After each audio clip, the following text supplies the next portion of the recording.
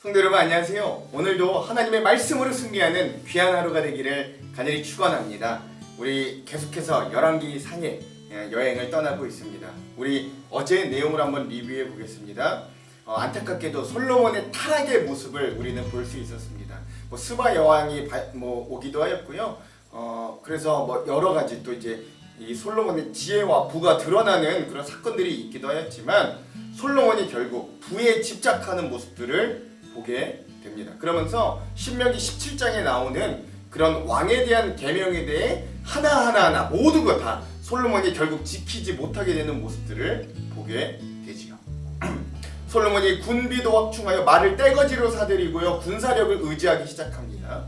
그가 1년에 그에게 들어왔던 이 세비가 666달란트의 금, 지금으로 치면 조 단위의 어마어마한 금액들이 그에게 주어지는 모습들도 보게 됩니다. 또 하나 그가 이방의 수많은 여인들과 혼인 관계를 맺으면서 결국 늙었을 때 그가 마음이 어두워지고 그 여인들을 통해 결국 이방의 수많은 신들을 섬기게 되는 이스라엘의 극심한 종교적인 타락, 신앙적인 타락의 모습도 보게 되고요. 결국 그것에 분노한 하나님이 이 솔로몬에게 대적들을 일으키게 하시는, 그래서 솔로몬의 대적 하닷이 일어나고 솔로몬의 대적 르손이 일어나고, 이거는 그나마도 외부에서의 적이었는데 이 이스라엘 내부에서 여로보암이 결국 세워지고 그가 아비야를 통해서 북이스라엘의 왕이 될 것을 10조각의 옷을 통해 예언을 받는 모습까지, 그리고 결국 이 솔로몬이 40년 동안의 통치를 마치고 죽고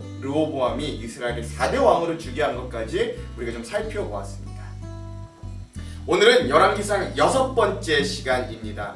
오늘부터는 이제 새로운 국면입니다. 남유다와 북이스라엘의 분열 왕국사 첫 번째 시간이다 라고 할 수 있고요. 분량은 12장에서부터 14장까지 3장의 말씀이다 라고 할 수 있습니다. 이 부분의 제목을 좀 이야기해 보자면 둘로 쪼개진 이스라엘 비극의 역사가 시작되다 라고 제목 지어 봤습니다. 그러면 이 12장에서부터 14장까지 우리가 큰 두 가지 맥을 좀 살펴보고 이 부분들을 한번 넘어가 보도록 하겠습니다. 첫 번째 맥은 뭐냐면 오늘 말씀에서부터는 분위기가 180도 반전됩니다. 이 분위기를 탐지하면서 우리가 함께 좀 말씀을 읽어갔으면 좋겠습니다. 자, 두 번째 맥, 엄청난 부흥을 맞이하였던 이스라엘이 결국 남과 북으로 분열되고 쇠퇴기를 맞이합니다. 과연 이 분열의 원인이 누구에게 있는 것인가, 어디에 있는 것인가, 이것도 한번 곰곰이 생각해 보시면서 이 말씀을 읽어가 보시기 바랍니다. 자, 그러면 장별로 주요 사건들을 한번 정리해 볼게요. 12장입니다. 12장은요 이 북쪽의 10지파가 결국 다윗 왕조에서 떨어져 나가 새로운 왕조를 세우는 분열 왕국의 시대를 이야기합니다. 르호보암이 솔로몬에 이어 세겜에서 이스라엘의 4대 왕으로 세워집니다.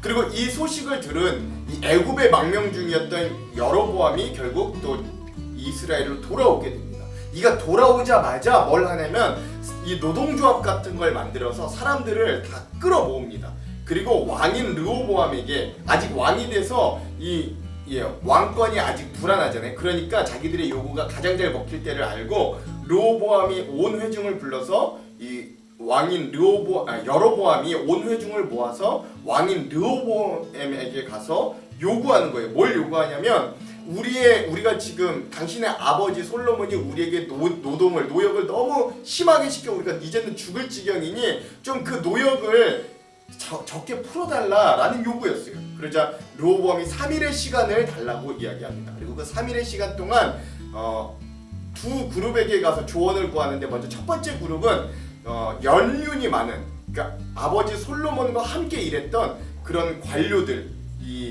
그런 연륜 있는 대신들에게 물어보니까 그들이 뭐라고 이야기하냐면 그들의 말이 맞습니다. 이제는 좀 그들의 노동의 강도를 좀 가볍게 해주십시오. 그러면 당신의 나라가 온전히 설 겁니다 라고 연륜이 있는 이 대신들이 르호보암에게 조언을 해줍니다. 그런데 르호보암이 그게 마음에 들지 않았던 것 같아요. 그 조언을 버려버리고, 성경에 보면 그 조언을 버리고 자기들과 함께 자라났던 젊은 대신들에게 물어보았더니 그들이 오히려 더 그들을 강하게 푸시해라, 전갈 채찍으로 그들을 다스리라 라고 하는 전갈 채찍 정책을 이야기해 줍니다. 그리고 결국 르호보암이 그 전갈 채찍 정책을 선택하게 되는 거죠. 3일 후 르호보암 앞에 여로보암과 백성들이 나오게 됩니다. 그리고 르호보암이 그 백성들에게 너희가 나에게 이런 것들을 요구하는 건 너희의 일이 그나마 할 만해서 나에게 이런 여유라도 있는 거다. 그러니 나는 우리 아버지가 너희를 채찍으로 다스렸다면 나는 전갈 채찍으로 너희를 더 강하게 징치할 거다 라면서 선포하는 거예요. 근데 여기 성경에 재밌는 부분이 뭐냐면 이걸 하나님이 의도하셨다라고 합니다. 왜?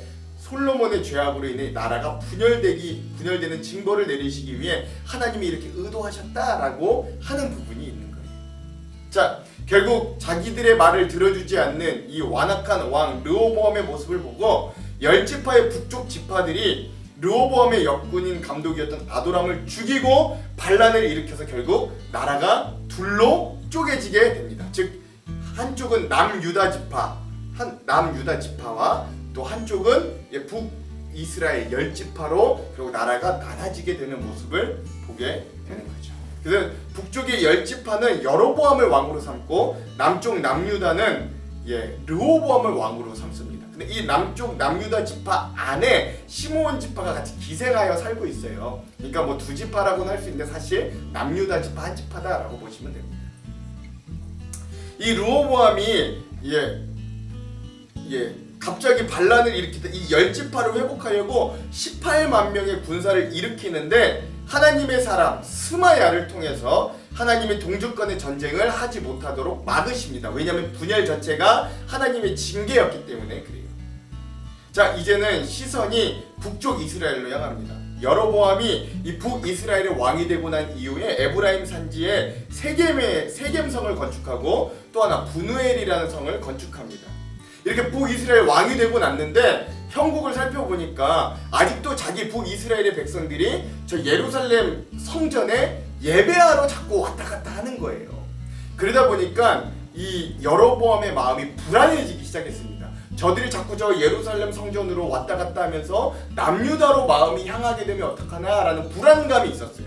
그러다 보니까 이 여로보암이 결국 어떤 일들을 일으키냐면 그 예루살렘 성전으로 가서 예배하는 것들을 금하고 북이스라엘 백성들은 베델과 단이라는 곳에 금송아지를 한 마리씩 두 마리를 만들어서 그곳이 하나님은 우리 북이스라엘은 그곳이 하나님을 예배하는 곳이다 라고 하면서 금송아지를 섬기게 만드는 이런 극악한 일들을 하게 됩니다.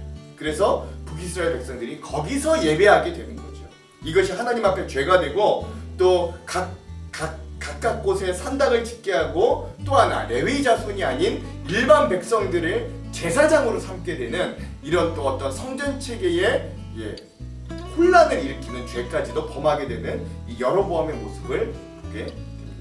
자, 이어서 13장에는요. 그래서 그 북이스라엘 여로보암이 우상 숭배로 징계를 받게 될 것을 또 멸망하게 될 것을 예언받는 모습을 보게 됩니다. 이 여로보암이요 베델에서 직접 자기가 제사장도 아니면서 제사를 집전하고 있었을 때 하나님이 남유다에서 하나님의 사람을 이 북이스라엘의 왕인 여로보암에게 보냅니다. 이 사람이 어떤 사람인지 이름도 없어요. 그저 하나님의 사람이라고 표현될 뿐이에요. 그리고 나서 그 남유다에서 온 이 하나님의 사람이 이 북이스라엘의 왕 여로보암에게 뭐라고 두 가지를 예언하는데, 첫 번째, 요시아라는 왕이 남유다의 왕이 나중에 세워질 건데 그가 이 모든 산당들을 폐할 것이다 라고 예언하고, 두 번째, 너희의 이 극악한 제단이 갈라지게 되고 이곳에 재가 쏟아질 것이다 라는 것들을 예언하게 됩니다. 근데 이 북이스라엘의 왕인 자기 앞에서 남유다 출신인 이 하나님의 사람이 와서 이런 자기들이 하고 있는 것들에 대해서 멸망을 예언하니까 여로보암이 그 사람을 잡아 죽이려고 손을 폈는데 그때 그 손이 말라버리게 되는 거예요. 그리고 또 하나, 그 하나님의 사람이 말했던 것과 같이 정말로 제단이 갈라지고 그곳에 재가 막 쏟아지는 일들이 일어나게 됩니다. 여로보암이 그 모든 자기의 손이 마르고 또 그런 제단이 갈라지고 재가 쏟아지는 모습을 보니까 이 하나님의 사람이 정말로 능력 있는 진짜 하나님의 사람임을 알게 된 것입니다. 그래서 그가 그 사람을 잡고 죽이려는 것을 멈추고 그 하나님의 사람에게 다시 기도를 요청합니다. 내가 잘못했어요. 그러니까 내 손이 다시 성하게 회복될 수 있도록 나를 위해 기도해 주십시오라고 요청하게 되고 그 하나님의 사람이 기도하자 정말로 여로보암의 손이 회복되는 일들이 일어나게 됩니다. 자, 이런 모습 일련의 과정들을 거치고 나니까 여로보암이 이 사람이 정말로 하나님의 사람이고 능력 있는 사람이라는 걸 알게 돼서 그에게 제안하는 거예요. 뭐라고 제안하냐면 우리 북이스라엘에 함께 가서 우리와 함께 정말 하나님을 섬기는 일에 동참해 주십시오라고 제안을 하지만 이 사람이 단칼에 거절합니다. 왜냐하면 하나님이 그 하나님의 사람에게 네가 내가 전할 그 메시지만 전달하고 물도 떡도 먹고 마시지 말고 곧장 남유다로 돌아오라고 명령하셨기 때문이에요. 이 하나님의 사람이요 그런 북이스라엘의 왕 여로보암의 제안을 단칼에 거절하면 뭐라고 하냐면 이 북이스라엘의 절반을 나에게 준다고 할지라도 나는 그럴 수 없습니다 라고 거절하면서 남유다로 곧장 돌아옵니다. 근데 재밌는 장면이 하나 등장합니다.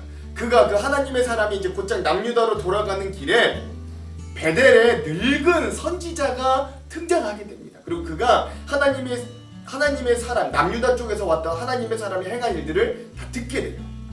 그리고 결국 그 늙은 선지자가 하나님의 사람을 쫓아가서 상수리 나무에서 만나서 함께 머물며 식사할 것을 제안하지만 그가 처음에 거절합니다.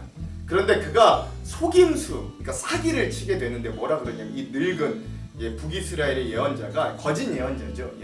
나에게도 하나님이 나타나셔서 천사가 나타나서 당신과 함께 밥과 먹고 마시라고 이야기하셨다. 그러니 나도 선지자고 당신도 선지자니 우리 같이 좀 식사합시다 라면서 그에게 거짓말로 그를 꼬드기고 결국 자기도 지금 피곤하고 배가 고팠던 이 남쪽에서 왔던 하나님의 사람이 결국 그 꼬드김에 넘어가서 결국 그 북쪽에 있는 늙은 이 거짓 선지자와 함께 먹고 마시게 되는 장면이 나오게 되죠.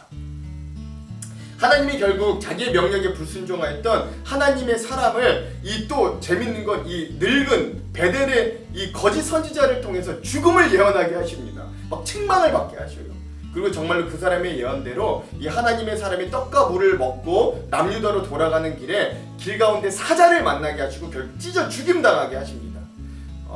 그리고 너무나 신기한 장면은 그가 나귀를 타고 가다가 사자를 만나서 찢어 죽임을 당했거든요. 근데 그 사자와 나귀가 그 시체 앞에 그냥 가만히 서 있는 거예요. 이 사자가 나귀를 잡아먹지도 않고 그 시체를 먹지도 않고 또 그 나귀와 사자가 그냥 그 시체 앞에 나란히 서 있는 그런 아주 희귀한 장면이 있는 거죠. 즉 하나님이 역사하셨다라는 걸 그 장면을 통해 보여주는 거죠. 그리고 늙은 선지자가 결국 자기 때문에 그 하나님의 사람이 죽었다는 소식을 듣고 그 하나님의 사람 시체를 실어다가 자기 성읍으로 가져와서 슬피 울며 장사해주고 또 그 베델의 늙은 선지자도 자기가 죽은 이후에 그 자기의 시체를 그 하나님이 사람이 죽은 곳에 같이 장사하게 되는 이런 해괴망측한 일들이 일어나게 되는 장면이 길게 나오게 됩니다. 자, 여로보암이 악한 길에 떠나지 않고 일반인을 제사장으로 삶으면서 계속해서 제사를 어지럽히는 모습이 등장하자 여로보암의 죄로 인해 그 집이 땅에서 끊어져 멸망하게 될 것을 선포하면서 이 13장이 마무리됩니다. 자, 오늘의 마지막 14장은요 이 남유다와 북이스라엘 분열 왕국을 만들었던 두 왕 르호보암과 여로보암의 징계와 죽음의 모습으로 이 모든 것들이 마무리되게 됩니다. 자, 14장에서는 북이스라엘의 왕 여로보암의 집이 어떻게 멸망하고 징계를 받나부터 이야기합니다. 북이스라엘의 왕 여로보암의 아들 아비야가 심한 병에 듭니다. 죽을 병에 들었던 것 같아요. 그래서 그가 어찌할 방법이 없으니까 자기의 부인인 왕비를 분장하여서 자기를 왕으로 세워주었던 옛날에 그 선지자 아이야에게 예물을 주게 하고 어떻게 해야 될지를 물어보게 합니다. 선지자 아이야가 남쪽에 있는 선지자였기 때문에 그랬던 것 같아요. 이 선지자 아이야가 늙어서 눈이 어두워 보지 못하였지만 하나님이 그 아이야에게 지금 상황이 어떤지 또 지금 너를 찾아오는 사람이 어떤 사람인지 그리고 네가 어떻게 해야 되는지를 다 알려주십니다. 그 왕비가 다른 그냥 일반 평민으로 분장하고 그 아이야를 찾아왔지만 아이야는 이미 그가 누구인지 또 어떤 것 때문에 왔는지 다 알았어요. 그리고 결국 아이야가 이렇게 예언합니다. 너희의 집안이 여로보암의 집안이 우상숭배의 죄로 너희 집안의 남자들이 다 죽을 것이고 여로보암의 집을 하나님이 쓸어버려서 너희의 시체들이 다 짐승의 먹이가 될 것이다 라는 걸 예언합니다. 그리고 또 하나 너 왕비가 집에 돌아갈 때 너의 아들이 결국 죽을 것이다 라는 것도 예언해요. 하나님께서 여로보암과 북이스라엘을 버리신 겁니다. 그리고 정말 그의 말대로 왕비가 그 집에 다시 도착하자마자 그 아들이 죽었고 아이야가 예언한 대로 다 이루어집니다.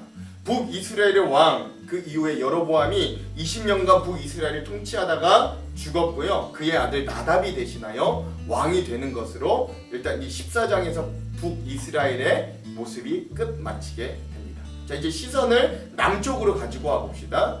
이 남유다의 르호보암 왕도요 40세에 남유다 왕이 되어서 17년 동안을 다스렸다고 하는데요. 여기 중요한 건 재밌는 건 계속해서 이 남유다 왕 르호보암의 어머니가 암몬 여인이었다라는 걸 계속해서 이야기합니다. 그거 왜 그럴까요? 암몬 사람이 밀곰, 몰렉을 숭배하는 거거든요. 예.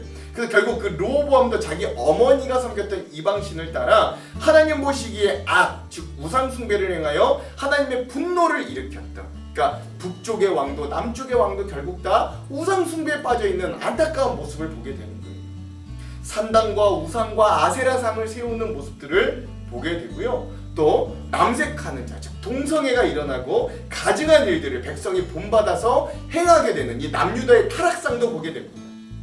결국 하나님께서 그 모습에 분노하셔서 르호보암이 남유다를 통치한 5년 만에 그 이집트, 애굽이 쳐들어와서 그동안 솔로몬이 이룩하였던 성전의 보물과 왕궁의 보물과 솔로몬의 금방패를 모두가 다 빼앗아가 버리는 일들이 일어나게 되는 겁니다. 즉 솔로몬의 영광이 결국 한 세대, 그러니까 다음 세대에서 바로 없어져 버리는 허망한 모습을 보게 되는 거죠. 그리고 르호보암이 결국 노스로 방패를 만들어 자기를 지키는 이런 초라한 모습도 보게 됩니다. 그리고 르호보암과 여로보암 사이에 전쟁이 끊이지 않았다. 그리고 결국 르호보암도 통치를 마치고 죽었고 그의 아들 아비암이 대신하여 왕이 되었다라는 모습으로 14장이 마무리되게 됩니다. 여러분 한번 쭉 읽어보시면 이 어떤 내용들인지 다 잘 아실 수 있을 겁니다. 자, 그럼 오늘의 핵심 구절들을 한번 살펴볼게요. 먼저 오늘의 첫 번째 열왕기상 12장의 요절은요 13절에서 15절입니다. 제가 한번 읽어볼게요. 왕이 포악한 말로 백성에게 대답할세 노인의 자문을 버리고 어린 사람의 자문을 따라 그들에게 말하여 이르되 내 아버지는 너희의 멍에를 무겁게 하였으나 나는 너희의 멍에를 더욱 무겁게 할지라 내 아버지는 채찍으로 너희를 징계하였으나 나는 정갈 채찍으로 너희를 징치하리라 하니라. 왕이 이같이 백성의 말을 듣지 아니하였으니 이 일은 여호와께로 말미암아 난 것이라. 여호와께서 전에 실롯 사람 아이야로 느밧의 아들 여로보암에게 하신 말씀을 이루게 하심이더라. 아멘. 결국 이 르호보암의 실정으로 왕국이 분열되는 모습을 이 12장의 요절로 삼았습니다. 오늘 말씀 13장의 요절은요 33절에서 34절입니다. 한번 읽어볼게요. 여로보암이 이 일 이후에도 그의 악한 길에 떠나 돌이키지 아니하고 다시 일반 백성을 산당의 제사장으로 삼되 누구든지 자원하면 그 사람을 산당의 제사장으로 삼았으므로 이 일이 여로보암의 집에 죄가 되어 그 집이 땅 위에 끊어져 멸망하게 되니라. 여로보암이 결국 성전과 또 우상 숭배와 또 제사장 직과 이런 것들을 혼탁하게 만든 죄로 멸망을 예언하게 되는 모습으로 이 13장의 요절을 삼았습니다. 오늘의 마지막 14장의 요절은요 두 군데입니다. 25절에서 26절, 30절인데요. 25절에서 26절 먼저 읽어볼게요. 르호보암 왕 제5년에 애굽의 왕 시삭이 올라와서 예루살렘을 치고 여호와의 성전의 보물과 왕궁의 보물을 모두 빼앗고 또 솔로몬이 만든 금반패를 다 빼앗은지라. 북이스라엘의 여로보암은 아들이 죽고 또 그 집안이 멸문을 예언받게 되고요. 또 남유다의 르호보암은 그 아버지 솔로몬이 이룩했던 것들을 다 빼앗기는 징벌을 받게 됩니다. 오늘의 마지막 30절은요. 르호보암과 여로보암 사이에 항상 전쟁이 있으리라 이렇게 되어 있습니다. 이게 꼭 르호보암과 여로보암만의 전쟁이 아니라 앞으로도 남유다와 북이스라엘 간에 계속하는 전쟁을 또 이야기한다라는 것도 보시면 되겠습니다. 자, 그러면 주안점 3개를 살펴보고 기도하고 오늘 통독으로 넘어가도록 하겠습니다. 자, 주안점 첫 번째는요.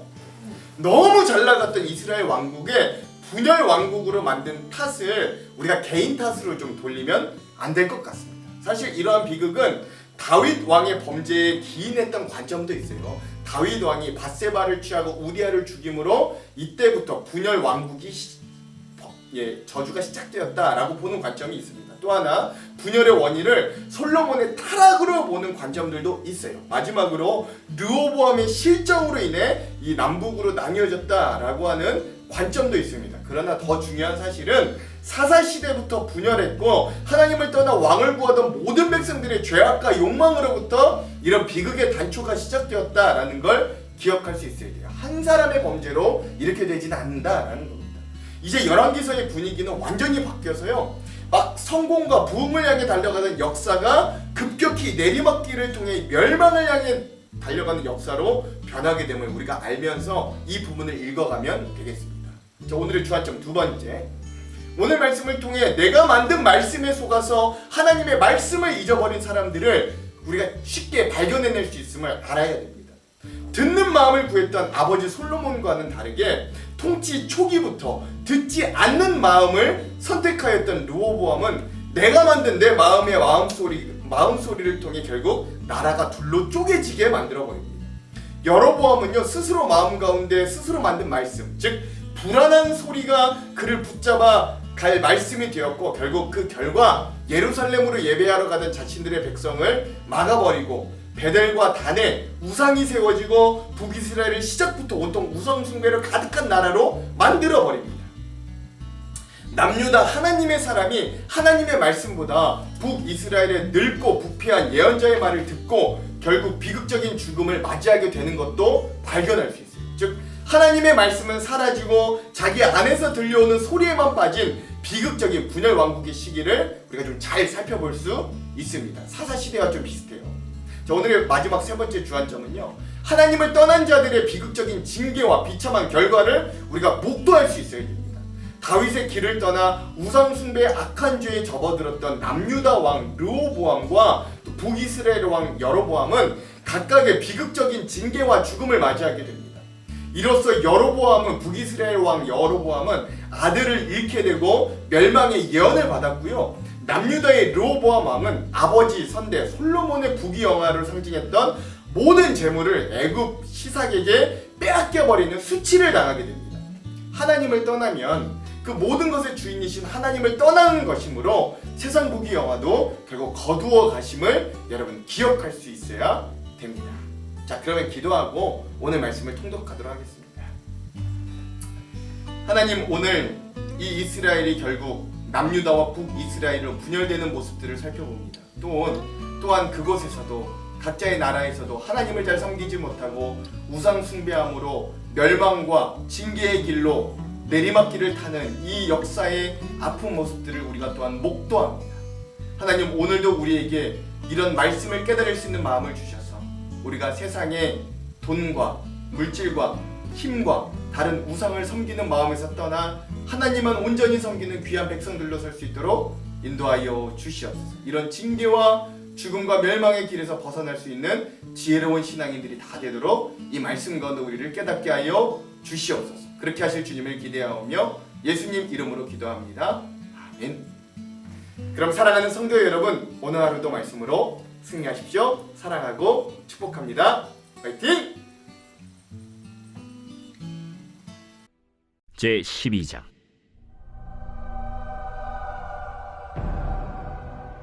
르호보암이 세겜으로 갔으니 이는 온 이스라엘이 그를 왕으로 삼고자 하여 세겜에 이르렀음이더라.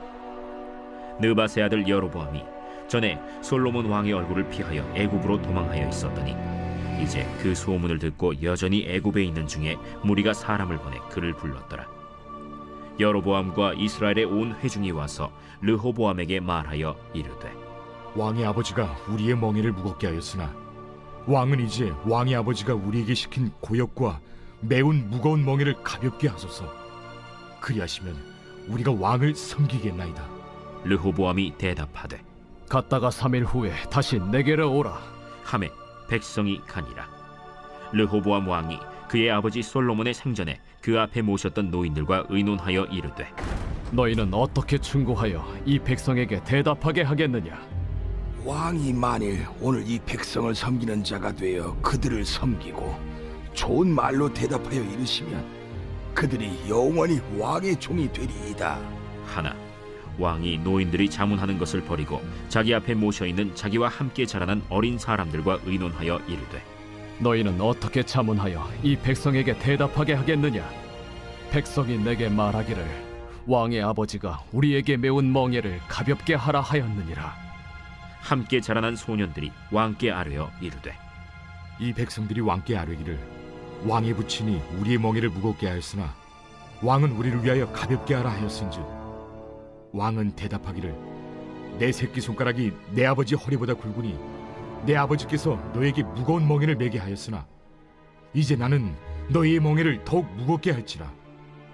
내 아버지는 채찍으로 너희를 징계하였으나 나는 전갈 채찍으로 너희를 징계하리라 하소서. 3일 만에 여로보암과 모든 백성이 르호보암에게 나왔으니 이는 왕이 명령하여 이르기를 3일 만에 내게로 다시 오라 하였습니다. 왕이 포악한 말로 백성에게 대답할세 노인의 자문을 버리고 어린 사람들의 자문을 따라 그들에게 말하여 이르되, 내 아버지는 너희의 멍에를 무겁게 하였으나 나는 너희의 멍에를 더욱 무겁게 할지라. 내 아버지는 채찍으로 너희를 징계하였으나 나는 전갈 채찍으로 너희를 징치하리라 하니라. 왕이 이같이 백성의 말을 듣지 아니하였으니 이 일은 여호와께로 말미암아 난 것이라. 여호와께서 전에 실로 사람 아히야로 느바세 아들 여로보암에게 하신 말씀을 이루게 하심이더라. 온 이스라엘이 자기들의 말을 왕이 듣지 아니함을 보고 왕에게 대답하여 이르되, 우리가 다윗과 무슨 관계가 있느냐? 이새의 아들에게서 받을 유산이 없도다. 이스라엘아, 너희의 장막으로 돌아가라. 다윗이여, 이제 너는 내 집이나 돌아보라 하고 이스라엘이 그 장막으로 돌아가니라. 그러나 유다 성읍들에 사는 이스라엘 자손에게는 르호보암이 그들의 왕이 되었더라. 르호보암 왕이 역군의 감독 아도람을 보냈더니 온 이스라엘이 그를 돌로 쳐 죽인지라. 르호보암 왕이 급히 수레에 올라 예루살렘으로 도망하였더라. 이에 이스라엘이 다윗의 집을 배반하여 오늘까지 이르렀더라. 온 이스라엘이 여로보암이 돌아왔다 함을 듣고 사람을 보내 그를 공회로 청하여 온 이스라엘의 왕으로 삼았으니 유다 지파 외에는 다윗의 집을 따르는 자가 없음이라. 르호보암이 예루살렘에 이르러 유다 온 족속과 베냐민 지파를 모으니 택한 용사가 18만 명이라. 이스라엘 족속과 싸워 나라를 회복하여 솔로몬의 아들 르호보암에게 돌리려 하더니 하나님의 말씀이 하나님의 사람 스마야에게 임하여 이르시되, 솔로몬의 아들 유다 왕 르호보암과 유다와 베냐민 온 족속과 또 그 남은 백성에게 말하여 이르기를, 여호와의 말씀이 너희는 올라가지 말라. 너희 형제 이스라엘 자손과 싸우지 말고 각기 집으로 돌아가라. 이 일이 나로 말미암아 난 것이라 하셨다 하라 하신지라. 그들이 여호와의 말씀을 듣고 그 말씀을 따라 돌아갔더라. 여로보암이 에브라임 산지에 세겜을 건축하고 거기서 살며 또 거기서 나가서 분우엘을 건축하고 그의 마음에 스스로 이르기를, 나라가 이제 다윗의 집으로 돌아가리로다.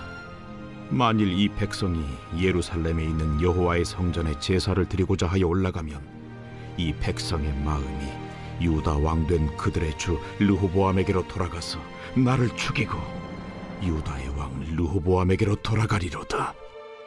이에 계획하고 두 금송아지를 만들고 무리에게 말하기를, 너희가 다시는 예루살렘에 올라갈 것이 없도다. 이스라엘아, 이는 너희를 애굽 땅에서 인도하여 올린 너희의 신들이라 하고 하나는 베델에 두고 하나는 단에 둔지라. 이 일이 죄가 되었으니 이는 백성들이 단까지 가서 그 하나에게 경배함이더라.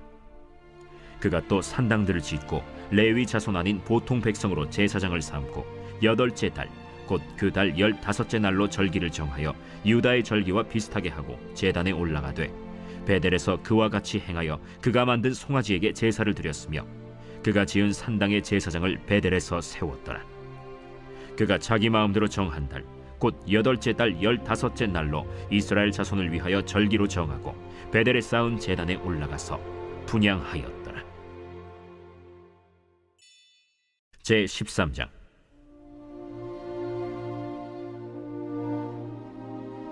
보라, 그때 하나님의 사람이 여호와의 말씀으로 말미암아 유다에서부터 베델에 이르니 마침 여로보암이 제단 곁에 서서 분향하는지라. 하나님의 사람이 제단을 향하여 여호와의 말씀으로 외쳐 이르되 제단아, 제단아, 여호와께서 이와 같이 말씀하시기를 다윗의 집에 요시아라 이름하는 아들을 낳으리니 그가 내 위에 분향하는 산당 제사장을 내 위에서 제물로 바칠 것이요 또 사람의 뼈를 내 위에서 사르리라 하셨느니라. 하고 그날에 그가 징조를 들어 이르되 이는 여호와께서 말씀하신 징조라. 제단이 갈라지며 그 위에 있는 재가 쏟아지리라.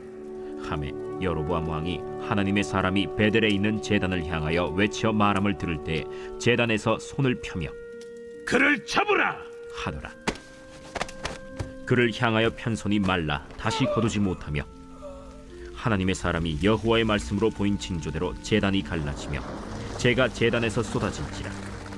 왕이 하나님의 사람에게 말하여 이르되 청하건대 너는 나를 위하여 내 하나님 여호와께 은혜를 구하여 내 손이 다시 성하게 기도하라. 하나님의 사람이 여호와께 은혜를 구하니 왕의 손이 다시 성하도록 전과 같이 되니라. 왕이 하나님의 사람에게 이르되 나와 함께 집에 가서 쉬라. 내가 네게 예물을 주리라.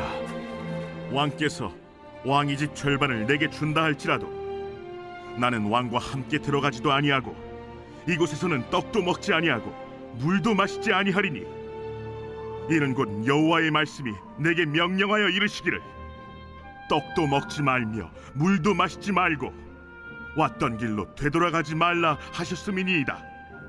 이에 다른 길로 가고 자기가 베델에 오던 길로 되돌아가지도 아니하니라.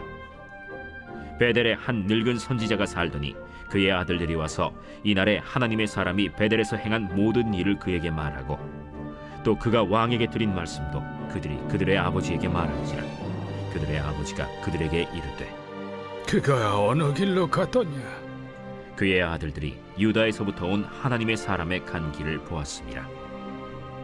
그가 그의 아들들에게 이르되 나를 위하여 나귀의 안장을 지우라. 그들이 나귀의 안장을 지우니 그가 타고 하나님의 사람을 뒤따라가서 상수리 나무 아래에 앉은 것을 보고 이르되 그대가 유다에서 온 하나님의 사람이냐? 그러하다. 나와 함께 집으로 가서 떡을 먹으라. 나는 그대와 함께 돌아가지도 못하겠고 그대와 함께 들어가지도 못하겠으며 내가 이곳에서 그대와 함께 떡도 먹지 아니하고 물도 마시지 아니하리니 이는 여호와의 말씀이 내게 이르시기를 내가 거기서 떡도 먹지 말고 물도 마시지 말며 또 내가 오던 길로 되돌아가지도 말라 하셨음이로다. 나도 그대와 같은 선지자라. 천사가 여호와의 말씀으로 내게 이르기를 그를 네 집으로 데리고 돌아가서 그에게 떡을 먹이고 물을 마시게 하라 하였느니라. 이는 그 사람을 속임이라. 이에 그 사람이 그와 함께 돌아가서 그의 집에서 떡을 먹으며 물을 마시니라. 그들이 상 앞에 앉아 있을 때 여호와의 말씀이 그 사람을 데려온 선지자에게 임하니 그가 유다에서부터 온 하나님의 사람을 향하여 외쳐 이르되 여호와의 말씀에 내가 여호와의 말씀을 어기며 내 하나님 여호와께서 내게 내리신 명령을 지키지 아니하고 돌아와서 여호와가 너더러 떡도 먹지 말고 물도 마시지 말라 하신 곳에서 떡을 먹고 물을 마셨으니 내 시체가 내 조상들의 묘실에 들어가지 못하리라 하셨느니라. 그리고 자기가 데리고 온 선지자가 떡을 먹고 물을 마신 후에 그를 위하여 나귀의 안장을 지으니라. 이에 그 사람이 가더니 사자가 길에서 그를 만나 물어 죽이매 그의 시체가 길에 버림받으니 나귀는 그 곁에 서 있고 사자도 그 시체 곁에 서 있더라. 지나가는 사람들이 길에 버린 시체와 그 시체 곁에 선 사자를 보고 그 늙은 선지자가 사는 성읍에 가서 말한지라. 그 사람을 길에서 데리고 돌아간 선지자가 듣고 말하되 이는 여호와의 말씀을 어긴 하나님의 사람이로다. 여호와께서 그에게 하신 말씀과 같이 여호와께서 그를 사자에게 넘기심에 사자가 그를 찢어 죽였도다. 이에 그의 아들들에게 말하여 이르되 나를 위하여 나귀의 안장을 지우라. 그들이 안장을 지우매 그가 가서 본즉 그의 시체가 길에 버림받았고 나귀와 사자는 그 시체 곁에 서 있는데 사자가 시체를 먹지도 아니하였고 나귀를 찢지도 아니하였더라. 늙은 선지자가 하나님의 사람의 시체를 들어 나귀에 실어 가지고 돌아와 자기 성읍으로 들어가서 슬피 울며 장사하되 곧 그의 시체를 자기의 묘실에 두고 오라 내 형제여 하며 그를 위하여 슬피 우니라. 그 사람을 장사한 후에 그가 그 아들들에게 말하여 이르되 내가 죽거든 하나님의 사람을 장사한 묘실에 나를 장사하되 내 뼈를 그의 뼈 곁에 두라. 그가 여호와의 말씀으로 베델에 있는 제단을 향하고 또 사마리아 성읍들에 있는 모든 산당을 향하여 외쳐 말한 것이 반드시 이룰 것임이니라. 여로보암이 이 일 후에도 그의 악한 길에서 떠나 돌이키지 아니하고 다시 일반 백성을 산당의 제사장으로 삼되 누구든지 자원하면 그 사람을 산당의 제사장으로 삼았으므로 이 일이 여로보암 집의 죄가 되어 그 집이 땅 위에서 끊어져 멸망하게 되니라.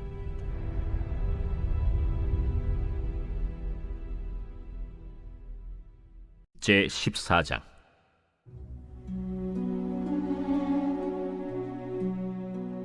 그때 여로보암의 아들 아비야가 병든지라. 여로보암이 자기 아내에게 이르되 청하건대 일어나 변장하여 사람들이 그대가 여로보암의 아내임을 알지 못하게 하고 실로로 가라. 거기 선지자 아히야가 있나니 그는 이전에 내가 이 백성의 왕이 될 것을 내게 말한 사람이니라.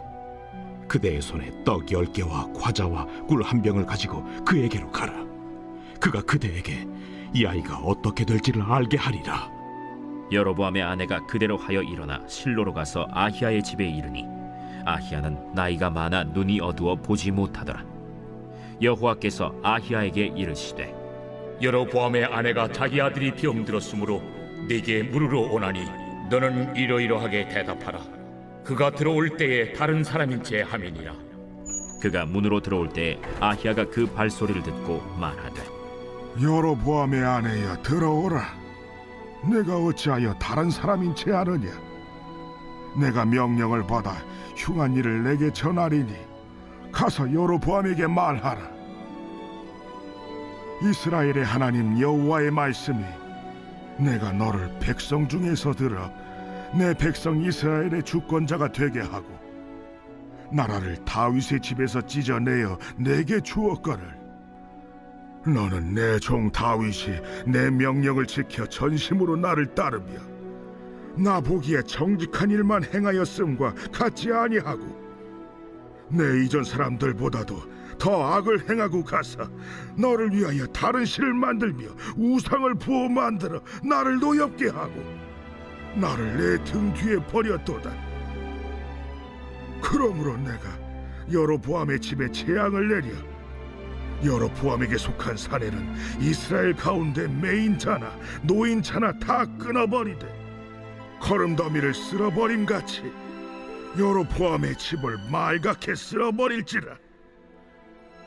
여로보암에게 속한 자가 성읍에서 죽은즉 개가 먹고 들에서 죽은즉 공중의 새가 먹으리니 이는 여호와께서 말씀하셨음이니라 하셨나니 너는 일어나 내 집으로 가라.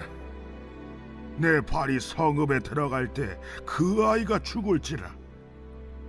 온 이스라엘이 그를 위하여 슬퍼하며 장사하려니와 여로보암에게 속한 자는 오직 이 아이만 묘실에 들어가리니 이는 여로보암의 집 가운데에서 그가 이스라엘의 하나님 여호와를 향하여 선한 뜻을 품었음이니라. 여호와께서 이스라엘 위에 한 왕을 일으키신즉 그가 그날에 여로보암의 집을 끊어버리리라. 언제냐 하니 곧 이제라.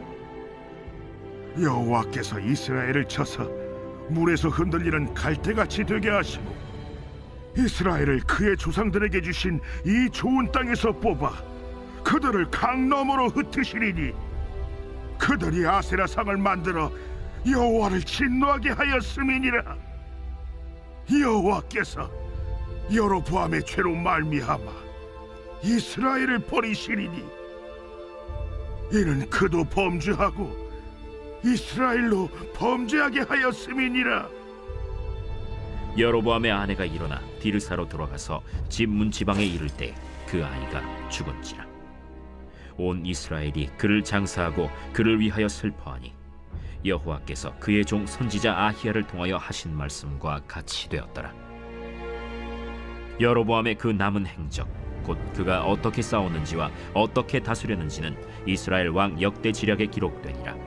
여로보암이 왕이 된 지 22년이라. 그가 그의 조상들과 함께 잠에 그의 아들 나답이 대신하여 왕이 되니라. 솔로몬의 아들 르호보암은 유다 왕이 되었으니 르호보암이 왕위에 오를 때 나이가 41세라. 여호와께서 자기 이름을 두시려고 이스라엘 모든 지파 가운데서 택하신 성읍 예루살렘에서 17년 동안 다스리니라. 그의 어머니의 이름은 나아마요 암몬 사람이더라. 유다가 여호와 보시기에 악을 행하되 그의 조상들이 행한 모든 일보다 뛰어나게 하여 그 범한 죄로 여호와를 노엽게 하였으니 이는 그들도 산 위에와 모든 푸른 나무 아래에 산당과 우상과 아세라 상을 세웠습니다. 그 땅에 또 남색하는 자가 있었고 여호와께서 이스라엘 자손 앞에서 쫓아내신 국민의 모든 가증한 일을 무리가 본받아 행하였더라. 르호보암 왕 제5년에 애굽의 왕 시삭이 올라와서 예루살렘을 치고 여호와의 성전의 보물과 왕궁의 보물을 모두 빼앗고 또 솔로몬이 만든 금방패를 다 빼앗은지라. 르호보암 왕이 그 대신 노스로 방패를 만들어 왕궁 문을 지키는 시위대 대장의 손에 맡김에 왕이 여호와의 성전에 들어갈 때마다 시위하는 자가 그 방패를 들고 갔다가 시위소로 도로 가져갔더라. 르호보암의 남은 사적과 그가 행한 모든 일은 유다 왕 역대 지략에 기록되지 아니하였느냐. 르호보암과 여로보암 사이에 항상 전쟁이 있습니다. 르호보암이 그의 조상들과 함께 자니 그의 조상들과 함께 다윗성에 장사되니라. 그의 어머니의 이름은 나아마요 암몬 사람이더라. 그의 아들 아비암이 대신하여 왕이 되니라.